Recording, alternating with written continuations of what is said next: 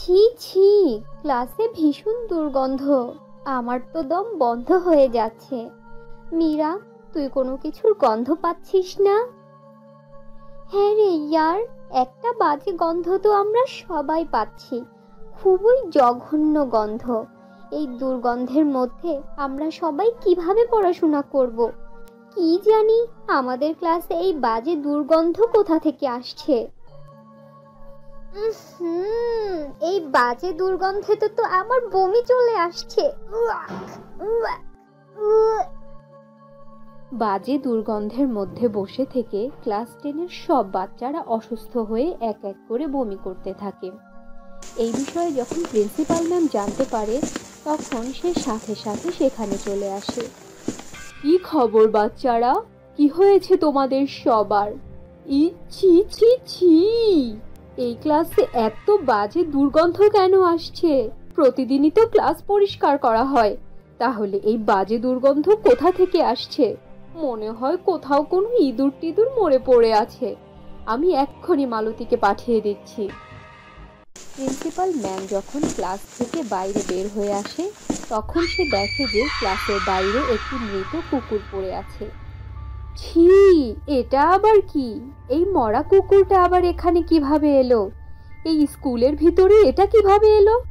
Wait a minute, কিছুক্ষণ আগেই তো আমি এখান থেকে ক্লাসে গেলাম, তখন তো এখানে কিছুই ছিল না।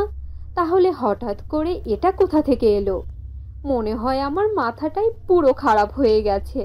আমি মনে হয় কোনো কিছুই ঠিকভাবে দেখতে পারছি না। মালতী, এই মালতী। যে ম্যাডাম। এই সব কি স্কুলে? এটা এটা তো দেখি একটা মরা কুকুর। সেটা তো আমিও দেখতে পারছি, কিন্তু আমার প্রশ্ন হচ্ছে, এই স্কুলের ভেতরে এই মৃত কুকুর কিভাবে এলো? তবা তবা ম্যাডাম, আপনার কসম করে বলছি, কিছুক্ষণ আগেই আমি এই জায়গাটা ঝাড়ু দিয়ে তারপর মুছে পরিষ্কার করে গিয়েছি ম্যাডাম। তখন এখানে কিছুই ছিল না, হঠাৎ করে এটা কই থেকে এলো? শোনো মালতী, আমাকে শেখাতে আসবে না যে এটা কিভাবে এসেছে আর কে এনেছে। এই সব কিছুই তোমার গাছাড়া স্বভাবের জন্য হয়েছে। এখন জলদি করে পুরো স্কুল ভালোভাবে পরিষ্কার করো, আর তারপর স্কুলের সব ক্লাসে কীটনাশক আর রুম ফ্রেশনার স্প্রে করে দাও। যাও, জলদি করো। তারপর মালতী সব ক্লাসগুলো আবার খুব ভালোভাবে পরিষ্কার করে ফেলে, আর রুম ফ্রেশনার দিয়ে পুরো ক্লাসে ভালোভাবে স্প্রে করে দেয়। কিছু সময় পরে বাচ্চাদেরকে পড়ানোর জন্য ক্লাস 10-এ শুভা ম্যাম প্রবেশ করে। গুড মর্নিং বাচ্চারা, তোমরা সবাই কেমন আছো? আমরা ভালো আছি ম্যাম, আপনি কেমন আছেন? আরে আনিকা, স্কুলে এত কিছু হয়ে গিয়েছে, কিন্তু শুভা ম্যামকে দেখে তো মনে হচ্ছে উনি কিছুই জানে না। ম্যাডামকে দেখে তো খুব খুশি খুশি মনে হচ্ছে।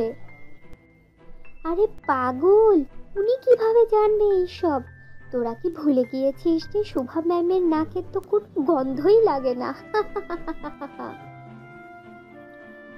হ্যাঁ রে ইয়ার, তুই ঠিক কথাই বলেছিস।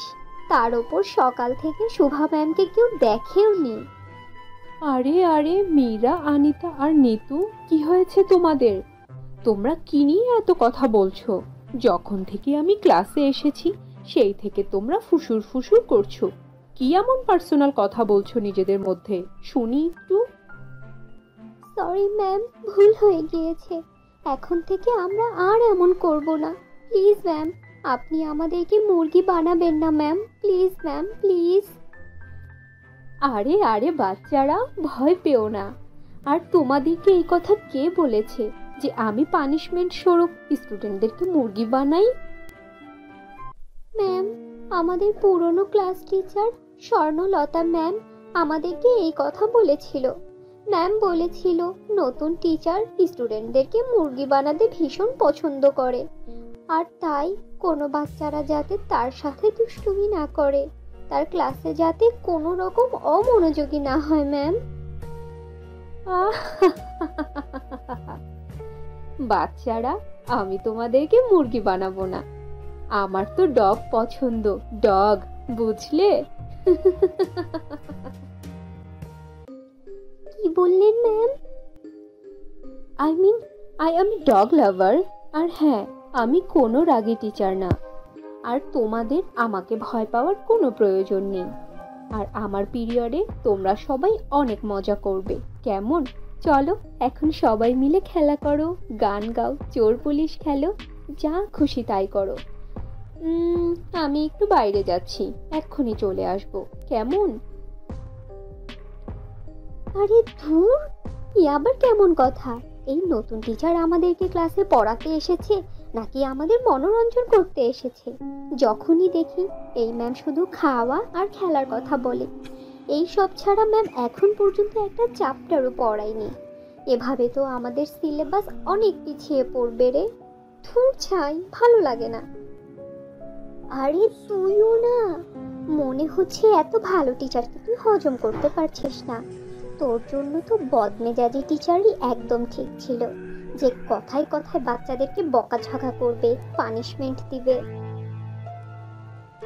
আরে না রে ইয়ার, আমি এমন কিছু মিন করছি না। আমরা ক্লাস 10 এর স্টুডেন্ট, কোনো ছোট বাচ্চা না আমরা। তুইও না সব কিছুতেই দোষ খুঁজিস। এই ম্যাম তো মাত্রই নতুন এলো, কিছুদিন বাচ্চাদের সাথে মিশবে, আনন্দ করবে, তারপর দেখিস উনি আমাদেরকে অনেক ভালোভাবে পড়াবে। উনি খুব ভালো একজন টিচার। আই হোপ তোর কথাই যেন সত্যি হয়। পরের দিন। আনিতা, এই নাও, সব বাচ্চাদেরকে এই রসমালাইগুলো মিলিয়ে দাও। Wow ma'am, rasmalai. ম্যাম, কোনো খুশির খবর আছে কি? হ্যাঁ, খুশির খবর তো নিশ্চয়ই। আজকে আমার অনেক বড় একটি প্রজেক্ট সম্পন্ন হতে চলেছে। এই রসমালাই সেই খুশির জন্যই। ছি ম্যাম, এই রসমালাই থেকে তো ভীষণ বাজে দুর্গন্ধ বেরোচ্ছে। কি বলছো? মনে হয় মিষ্টির দোকানদার সকাল সকাল আমাকে বোকা বানিয়েছে আর আমাকে এই পচা রসমালাইগুলো ধরিয়ে দিয়েছে। উফ, আমি ওই রসমালাইয়ের দোকানদারকে ছাড়বো না। আমি ওই লোকের নামে কমপ্লেন করব। তবে বাচ্চারা, তোমরা মন খারাপ করো না, আমার কাছে তোমাদের সবার জন্য আরো একটি জিনিস আছে, চকলেট। এই দেখো। বাচ্চারা, তোমরা সবাই জলদি করে চকলেট খাওয়া শেষ করো। আমি একটু বাইরে যাচ্ছি, এক্ষুনি আসছি, তারপর আমরা পড়া শুরু করব, কেমন? দেখলি তো শুভা ম্যাম কত ভালো, উনি আমাদেরকে কত আদর করে। আর তুই ওনার সম্পর্কে কত উল্টো পাল্টা ভাবছিলি। চল এখন জলদি করে এই চকলেট খেয়ে নে। হে রে ইয়ার, আমার চকলেটটা না তুই তোর কাছে রাখ, আমি একটু ওয়াশরুম থেকে আসছি। তারপর সব বাচ্চারা তাদের চকলেট খেতে শুরু করে আর মীরা ওয়াশরুমে যায়। হঠাৎ করে সে দেখে যে শোভা ম্যাম দৌড়ে উপরের তলায় যাচ্ছে। আরে, এই শুভা ম্যাম উপরের তলায় কেন যাচ্ছে? আর উপরের তলায় তো কোনো ক্লাসও নেই। আমি ম্যামের পিছে গিয়ে দেখি ম্যাম উপরে কি করছে। তারপর মীরাও শোভা ম্যামের পিছে পিছে যায়। উপরে গিয়ে সে তারও ভয়ঙ্কর হাসির শব্দ শুনতে পায়।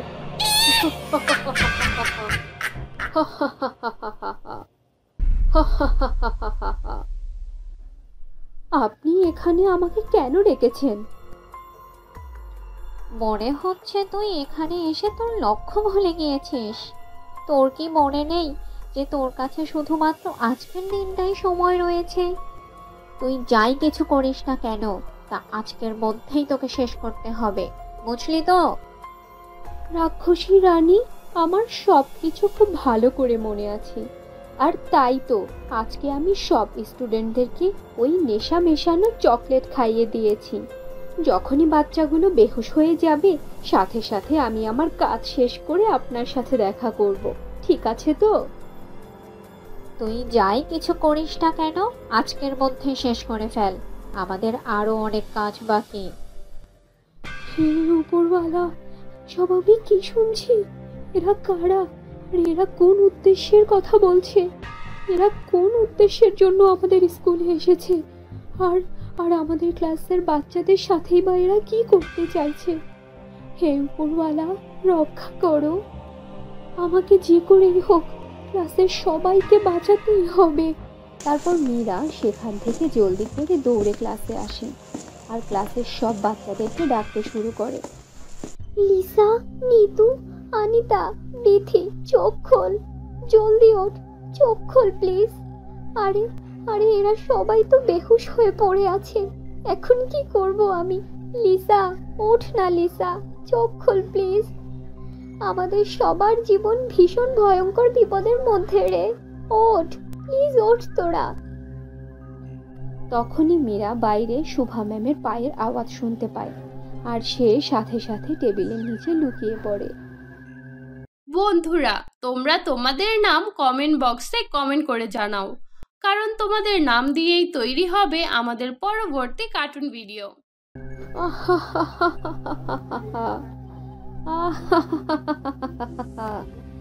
আজ বহু বছর পরে আমাদের অপেক্ষার শেষ হতে চলেছে। আজ আমাদের স্বপ্ন পূরণ হবে। আজ আমি এই সব বাচ্চাদের নাক কেটে সাথে করে নিয়ে যাব, আর তারপর আমি পুরো পৃথিবীর সব থেকে শক্তিশালী রাক্ষসী হয়ে যাব, আর আমার নাক হবে নাক কাটা রাক্ষসী। তারপর শুভা ম্যাম ক্লাসের সব বাচ্চাদের নাক কেটে নিয়ে যায়।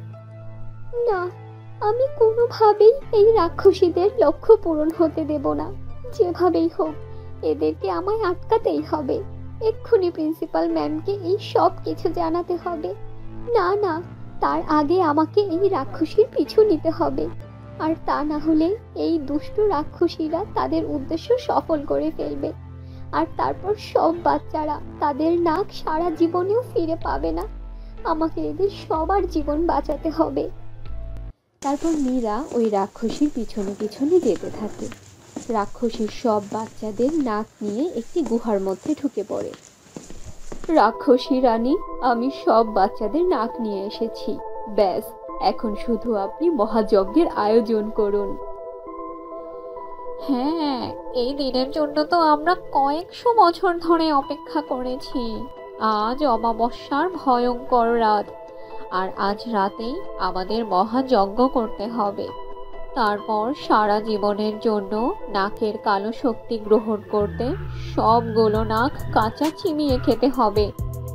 এরপর পুরো দুনিয়ায় এক অদ্ভুত দুর্গন্ধ ছড়িয়ে পড়বে, যাতে এক এক করে সব লোকজন পেরেশান হয়ে মরে যাবে, আর মানুষের অস্তিত্ব খতম হওয়ার পরে এই পুরো দুনিয়া রাক্ষসপুরীতে পরিণত হয়ে যাবে।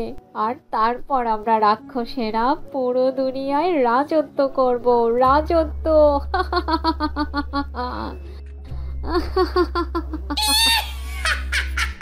না না, এমনটা হতে পারে না।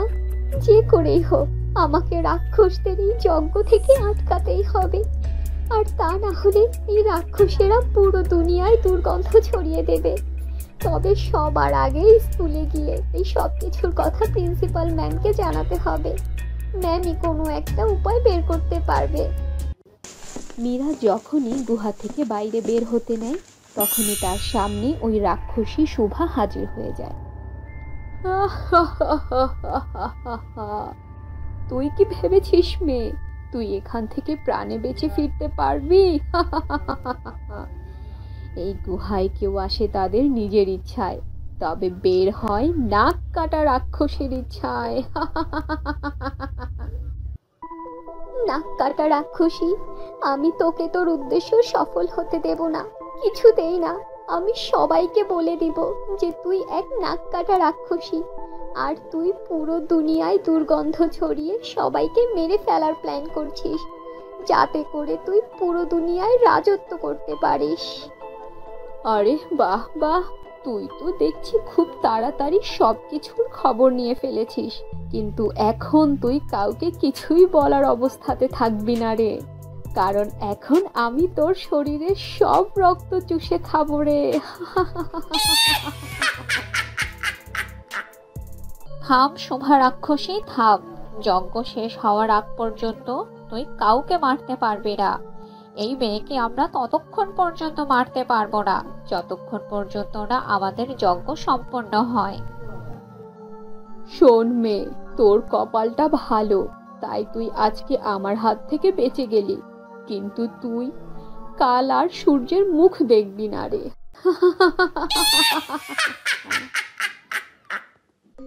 এরপর রাক্ষসীরা মীরার হাত পা বেঁধে তাকে উল্টো ঝুলিয়ে রাখে। তারপর তারা সেখান থেকে চলে যায়। কেউ আছো? বাঁচাও, বাঁচাও আমাকে, একটু সাহায্য করো। কেউ আছো? দয়া করে আমাকে কেউ সাহায্য করো, বাঁচাও, বাঁচাও। কেউ কি আমার আওয়াজ শুনতে পারছো? বাঁচাও, বাঁচাও। তখনই গুহার বাইরে এক মহিলা কারো কান্নার আওয়াজ শুনতে পায়, আর সে গুহার ভেতরে যায়। মীরা, তুমি তুমি এই গুহার মধ্যে, তুমি এখানে কি করছো? শুভা ম্যাম, আপনি আপনি আবার এসেছেন। তবে এইবার আমি আর আপনাকে বিশ্বাস করব না। আমি আপনার সত্যিটা জেনে গিয়েছি। আপনি একজন রাক্ষস, আর এই কথাটা আমি সবাইকে বলে দিব। না মীরা, ওই রাক্ষসী আসল শুভা না। আসল শুভা তো আমি। আমি যখন স্কুলের প্রথম দিন তোমাদেরকে পড়িয়ে বাড়ি যাচ্ছিলাম, আমি তখনই কারো কান্নার আওয়াজ শুনতে পাই। আমি ভেবেছি হয়তো কেউ বিপদে পড়েছে, তাকে সাহায্য করা উচিত। কিন্তু যখনই আমি ওই আওয়াজের কাছাকাছি যাই, তখনই এক রাক্ষসী আমার সামনে এসে হাজির হয়। আর তারপর ওই রাক্ষসী আমাকে বশ করে এই গহীন ভয়ঙ্কর জঙ্গলের মধ্যে ছেড়ে দিয়ে আমার ব্যাগ নিয়ে আর আমার রূপ ধারণ করে স্কুলে চলে যায়। তার মানে ওই রাক্ষসী সবার আগে আপনাকে বশ করেছিল ম্যাম। তবে ম্যাম, আমি এই জঙ্গল থেকে বের হবার রাস্তা চিনি। আপনি কোনো চিন্তা করবেন না ম্যাম। আমাদের যে কোনো কিছু করেই হোক রাক্ষসদের এই যজ্ঞ করা থেকে আটকাতে হবে, তা না হলে সর্বনাশ হয়ে যাবে ম্যাম। তুমি ঠিক কথাই বলেছ মীরা। আমি এক তান্ত্রিক বাবাকে চিনি। উনি ভূত পেতনি আর রাক্ষসীদেরকে বশ করতে পারে। জলদি করে আমাদেরকে তার কাছে যেতে হবে। এখন চলো, জলদি জলদি করে চলো। এরপর তারা দুজন তান্ত্রিক বাবার কাছে যায়। কিছু সময় পরে তান্ত্রিক বাবাকে সাথে নিয়ে তারা আবার ওই গুহায় আসে। তারা দেখে যে ওই রাক্ষস দুজন যজ্ঞ করছিল। শয়তান রাক্ষসীর দল, আমি তোদের এই যজ্ঞ সম্পন্ন হতে দেব না। এই কথা বলে তান্ত্রিক মন্ত্র পড়ে যজ্ঞের আগুনে পানি ছিটিয়ে দেয়। ফলে সাথে সাথে রাক্ষসীদের যজ্ঞ নষ্ট হয়ে যায়। তুই এটা কি করলি তান্ত্রিক? তুই এটা ভালো করলি না, ভালো করলি না তুই। এখন আমি তোকে ছাড়বো না। এই কথা বলে রাক্ষস রানী রাগে কড়মড় করতে করতে যখনই তান্ত্রিকের দিকে এগোয়, সাথে সাথে তান্ত্রিক তার হাতে থাকা জাদুর লাঠিটি সামনে এগিয়ে দেয়। আর এই শক্তিশালী জাদুর লাঠি থেকে বের হওয়া শক্তির সাহায্যে দুষ্টু রাক্ষসীরা সেখানেই আগুনে জ্বলে পুড়ে ছাই হয়ে যায়। তারপর তান্ত্রিক বাবা সব বাচ্চাদের নাক নিয়ে স্কুলে আসে, আর তার মন্ত্র শক্তির সাহায্যে সব বাচ্চাদের নাক আগের মতো জোড়া লাগিয়ে দেয়। তো বন্ধুরা, এই ছিল আমাদের আজকের গল্প। আশা করি গল্পটি তোমাদের কাছে খুব ভালো লেগেছে। ভালো লাগলে আমাদের আজকের গল্পটিতে একটি লাইক দাও, কমেন্ট করো, আর তোমার বন্ধুদের সাথে শেয়ার করো। আর যদি আমাদের চ্যানেলে নতুন হয়ে থাকো, তাহলে আমাদের চ্যানেলটি সাবস্ক্রাইব করে পাশে থাকা বেল নোটিফিকেশন অন করে দাও।